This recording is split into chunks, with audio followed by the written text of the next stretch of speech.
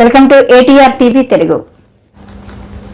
గత ప్రభుత్వ హయాంలో రివర్స్ టెండరింగ్ పేరుతో నెయ్యి నాణ్యతను భ్రష్టు పట్టించాలని టీడీపీ నేత విజయ్ కుమార్ విమర్శించారు. కేవలం ట్రెండింగ్ చేస్తే నార్త్ ఇండియా సంస్థలకు మాత్రమే కట్టబెట్టారని తెలిపారు.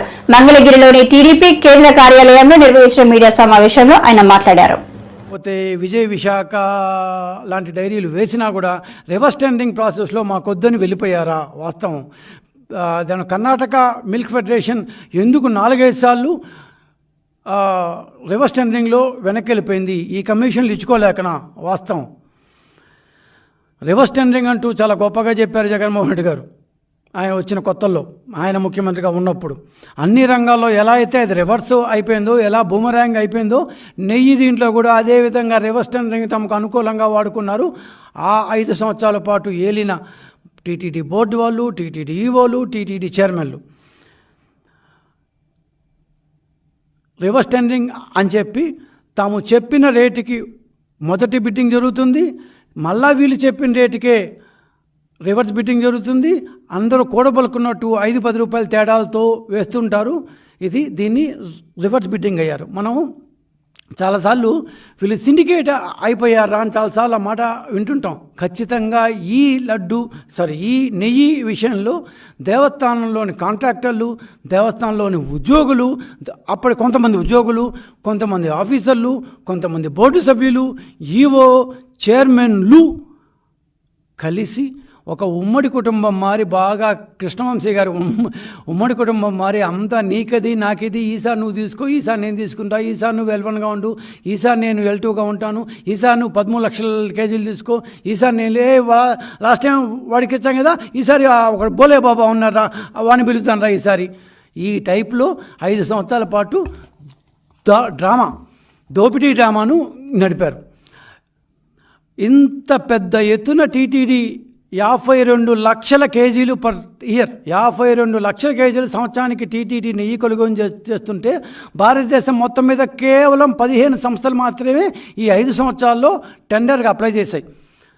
ఆ 15 సంస్థల్లో కూడా 5 సంస్థలు, 4 ఆంధ్రావి, 1 కర్ణాటకది. మేము దీంట్లో పాల్గొనలేం బాబు, మాకు రివర్స్ వద్దు, ఏమొద్దు, మీ రివర్స్ మీ దగ్గర పెట్టుకొని వెళ్ళిపోయినాయి. సంగం డైరీ అప్లై చేసి ఫస్ట్ బిడ్డింగ్ చేసింది, వెళ్ళిపోయింది. విజయ్ విశాఖ వచ్చింది, వెళ్ళిపోయింది. ఆ తర్వాత బెంగళూరు మిల్క్ ఫెడరేషన్ వచ్చింది, వెళ్ళిపోయింది. ఇట్లా 5 సంస్థలు వెళ్ళిపోయినాయి. పోతే 9-10 సంస్థలు మాత్రం ఉన్నాయి. దాంట్లో 7-8 సంస్థలకు మాత్రమే ఈ 5 సంవత్సరాల్లో టెండర్లు దక్కాయి. ఎక్కువగా దక్కింది కేవలం 4 సంస్థలకే. ఈ 4 సంస్థల్ని అటు ఇటు వాడికి L1, వీడికి L2, వాడికి L2, నెక్స్ట్ టైం వాడికి L1, ఈ 4 సంస్థలతోనే డ్రామా మొత్తం నడిపారు.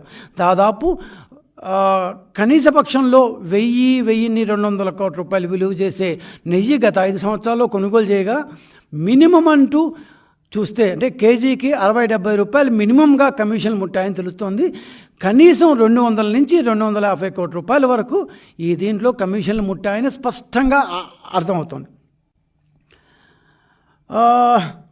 ఈ 5-6 వచ్చిన దాని టెండర్లు వచ్చిన ఈ 5-6 సంస్థల్లో కానీ, లేకపోతే మొత్తం అప్లై చేసిన సంస్థల్లో కానీ ఒక్క బెంగళూరు కి చెందిన కర్ణాటక మిల్క్ ఫెడరేషన్ తప్ప మిగతావి రైతులతో పనిచేసే ఒక్క కోఆపరేటివ్ కూడా లేదు. 2019 చివరిలో మేము వెళ్ళిపోయేటప్పుడు తమిళనాడు ప్రభుత్వానికి చెందిన రైతుల కోఆపరేటివ్ ఆవిన్ మిల్క్ అంటారు. తమిళనాడు మెడ్రాస్లో ఉన్న వాళ్ళు ఎవరికైనా తెలుస్తుంది. ఆవిన్ మిల్క్ కూడా ఇచ్చాం మేము వాళ్ళు రాగానే ఆవిన్ మిల్క్ను తీస్తారు. సో తమిళనాడు, కర్ణాటక, ఆంధ్రప్రదేశ్ ఈ రాష్ట్రాల్లో రైతులు తో నడపబడే కోఆపరేటివ్ని దేన్ని చేయలేదు. రైతులంటే బహుశా ఎట్లా వాళ్ళ కమిషన్లు ఇవ్వరు కాబట్టి మన జగన్మోహన్ రెడ్డి గారు రైతుల్ని పక్కన పెట్టినారు. కేవలం ట్రేడింగ్ చేసే నార్త్ ఇండియాకు చెందిన సంస్థలు మాత్రమే ఈ లడ్డు దీంట్లో పాల్గొన్నాయి.